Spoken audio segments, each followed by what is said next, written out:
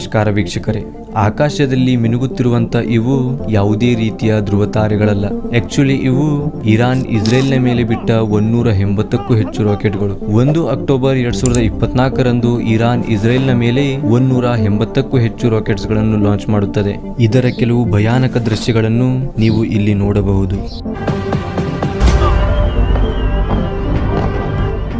Iran ಇಸ್ರೇಲ್ನ ಮೇಲೆ ಇದೇ ಮೊದಲ ಅಟ್ಯಾಕ್ ಅಂತೇನು ಮಾಡಿರಲಿಲ್ಲ. ಇದಕ್ಕಿಂತ ಮುಂಚೆಯೂ ಕೂಡ ಹೇಗೆ ಪಾಕಿಸ್ತಾನವು ಹಲವು ಆತಂಕಿ ಸಂಘಟನೆಗಳಿಂದ ಭಾರತದ ಮೇಲೆ ಕಿಡಿಕಾರುತ್ತದೋ ಹಾಗೆ ಇರಾನ್ ಕೂಡ ಹಮಾಸ್, ಹೆಜಬುಲ್ಲಾ, ಹೂತಿ ಮತ್ತು ಸಿಆರ್ಎಬಲ್ಸ್ ದಂತ ಹಲವು ಆತಂಕಿ ಸಂಘಟನೆಗಳಿಂದ ಆಗಾಗ ಆಕ್ರಮಣ ಮಾಡುತ್ತಲೇ ಇರುತ್ತದೆ. ಆದರೆ 1979ಕ್ಕಿಂತ ಮುಂಚೆ ಇರಾನ್ ಮತ್ತು ಇಸ್ರಾಯೇಲ್ ಕರ್ಣ ಮತ್ತು ದುರ್ಯೋಧನನಂತೆ ಮಿತ್ರತ್ವ ಹೊಂದಿದ್ದವು. ಆದರೆ ಈ ನಡುವೆ ಅಂತದ್ದೇನಾಯ್ತು, ಅದರಿಂದ ಇಂದು ಈ ಎರಡೂ ದೇಶಗಳ ನಡುವೆ ಇಷ್ಟೊಂದು ತೀವ್ರವಾದ ಯುದ್ಧವಾಗುತ್ತಿದೆ ಎಂದು ಈ ವಿಡಿಯೋದಲ್ಲಿ ನೋಡೋಣ. ಅದಕ್ಕೆ ಈ ವಿಡಿಯೋವನ್ನು ಕೊನೆವರೆಗೂ ನೋಡಿ.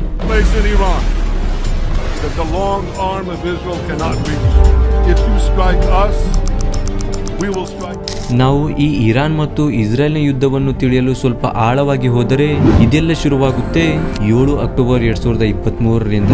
ಇದಕ್ಕಿಂತ ಮುಂಚೆಯಿಂದಲೂ ಕೂಡ ಇವೆರಡರ ನಡುವೆ ಆಗಾಗ ಈ ತರದ ಘಟನೆಗಳು ಆಗುತ್ತಲೇ ಇದ್ದವು.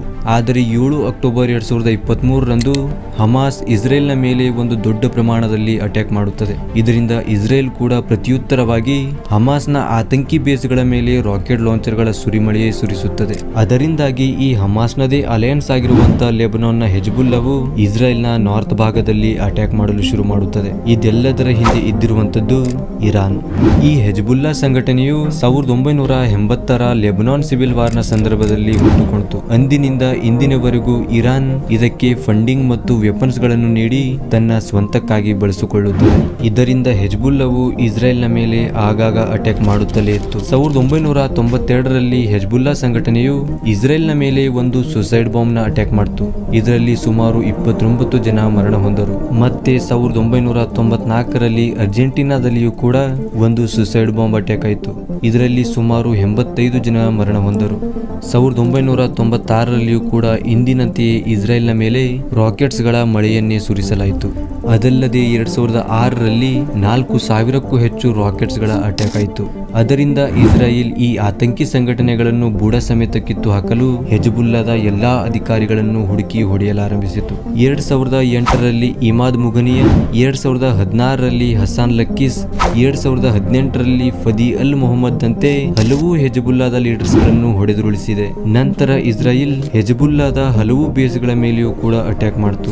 ಇದರಿಂದ ಪ್ರತಿಕಾರದ ಕಿಡಿಯಲ್ಲಿ ಕುಂತಿರುವಂತಹ ಹೆಜ್ಬುಲ್ಲಾ 2023ರಲ್ಲಿ ಇಸ್ರೇಲ್ನ ನಾರ್ತ್ ಭಾಗದಲ್ಲಿ ಅಟ್ಯಾಕ್ ಮಾಡುತ್ತೆ. ಇದರಿಂದ ಇಸ್ರಾಯೇಲ್ ತನ್ನ ಹತ್ತಿರವಿದ್ದಂತ ಪೆಗಸಸ್ ಎಂಬ ಸಾಫ್ಟ್ವೇರ್ ದಿಂದ ಹೆಜ್ಬುಲ್ಲಾದ ಲೀಡರ್ಸ್ ಗಳ ಫೋನ್ ಅನ್ನು ಹ್ಯಾಕ್ ಮಾಡಿ ಅವರ ಲೊಕೇಶನ್ ಅನ್ನು ಟ್ರ್ಯಾಕ್ ಮಾಡುತ್ತೆ. ಅವರ ಲೊಕೇಶನ್ ಗೊತ್ತಾದ ನಂತರ ಅವರ ಮೇಲೆ ಏರ್ ಸ್ಟ್ರೈಕ್ ಮಾಡಿ ಅವರನ್ನು ಹೊಡೆದುರುಳಿಸುತ್ತದೆ. ಇದರಿಂದ ಹೆಜ್ಬುಲ್ಲಾದ ಫಾರ್ಮರ್ ಸೆಕ್ರೆಟರಿ ಜನರಲ್ ಆಗಿರುವಂತಹ ಹಸನ್ ನಸರಲ್ಲಾನು ಒಂದು ವಿಡಿಯೋವಿನ ಮೂಲಕ ತನ್ನ ಎಲ್ಲಾ ಮೆಂಬರ್ಸ್ ಗಳಿಗೆ ಫೋನ್ ಗಳನ್ನು ಯೂಸ್ ಮಾಡಬೇಡಿ ಎಂಬಂತ ಮೆಸೇಜ್ ಅನ್ನು ನೀಡುತ್ತಾನೆ. ಇದರಿಂದ ಇಸ್ರಾಯೇಲ್ ಒಂದು ಸೀಕ್ರೆಟ್ ಆಪರೇಷನ್ ದಿಂದ 27 ಸೆಪ್ಟೆಂಬರ್ 2024ರಂದು ಈ ಹಸನ್ ನಸರಲ್ಲನನ್ನೇ ಹೊಡೆದುರುಳಿಸುತ್ತದೆ. ಆಶ್ಚರ್ಯದ ವಿಷಯವೆಂದರೆ ಈ ಆತಂಕಿಯ ಮರಣದಿಂದ ಒಂದು ಕಡೆ ಇರಾನ್ನ ಮುಸಲ್ಮಾನರು ಸಂತೋಷ ಪಡುತ್ತಿದ್ದಾರೆ, ಆದರೆ ಇನ್ನೊಂದು ಕಡೆ ಭಾರತದಲ್ಲಿ ಈತನ ಪರವಾಗಿ ರ್ಯಾಲಿ ತೆಗೆಯಲಾಗುತ್ತಿದೆ. ಇದರ ಮೇಲೆ ನಿಮ್ಮ ಅಭಿಪ್ರಾಯವೇನೆಂದು ಕಮೆಂಟ್ ಮಾಡಿ. ಇಲ್ಲಿಯವರೆಗೆ ಇರಾನ್ ಇಸ್ರೇಲ್ನ ಮೇಲೆ ಯಾವುದೇ ನೇರ ಅಟ್ಯಾಕ್ ಮಾಡಿರಲಿಲ್ಲ. ಹೇಗೆ ಪಾಕಿಸ್ತಾನ ಭಾರತದಲ್ಲಿ ಆತಂಕಿಯರನ್ನು ಬಿಟ್ಟು ಅಟ್ಯಾಕ್ ಮಾಡಿಸುತ್ತದೋ ಹಾಗೆಯೇ ಇರಾನ್ ಕೂಡ ಇಸ್ರೇಲ್ನ ಮೇಲೆ ಗಾಜಾದ ಹಮಾಸ್, ಲೆಬನಾನ್ನ ಹೆಜ್ಬುಲ್ಲಾ, ಯಮನ್ನ ಹೂತಿ ಮತ್ತು ಸಿರಿಯಾ ಮತ್ತು ಇರಾಕ್ನ ಸಿರಿಯಾ ರೆಬಲ್ಸ್ ದಂತೆ ಹಲವು ಸಂಘಟನೆಗಳಿಂದ ಅಟ್ಯಾಕ್ ಮಾಡಿಸುತ್ತಿತ್ತು. ಆದರೆ ಈ ಬಾರಿ 1 ಅಕ್ಟೋಬರ್ 2024ರಂದು ಇರಾನ್ ಇಸ್ರೇಲ್ನ ಮೇಲೆ ನೇರವಾಗಿ ಅಟ್ಯಾಕ್ ಮಾಡಿತು. ಇಸ್ರಾಯೇಲ್ ವಿಶ್ವದ ಅತ್ಯುತ್ತಮ defence system iron dome system ಹೊಂದಿದ್ದರಿಂದ ಇದು ಇರಾನ್ ಬಿಟ್ಟ 180 ರಾಕೆಟ್ಗಳನ್ನು ಗಾಳಿಯಲ್ಲಿಯೇ ಧ್ವಂಸ ಮಾಡಿತು. ಆದರೆ ಎಲ್ಲಾ ರಾಕೆಟ್ಗಳನ್ನು ತಡೆಯಲಾಗಲಿಲ್ಲ. ಇದರ ಪರಿಣಾಮವನ್ನು ನೀವು ಈ ವಿಡಿಯೋಗಳಲ್ಲಿ ನೋಡಬಹುದು.